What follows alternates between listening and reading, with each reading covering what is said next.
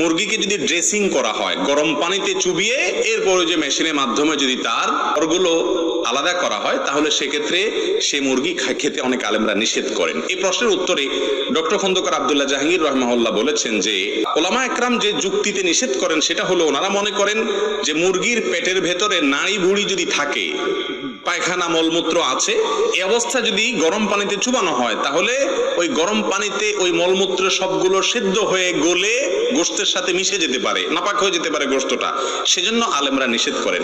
কিন্তু আব্দুল্লাহ জাহাঙ্গীর রাহমাহুল্লাহ বলেছেন মাত্র কয়েক সেকেন্ডের জন্য চুবানো হয়, সামান্য সময়ের জন্য চুবানো হয়, এত অল্প সময়ে আসলে ওই মুরগির ভেতরকার ময়লা গোশতের ভেতরে প্রবেশ করে না।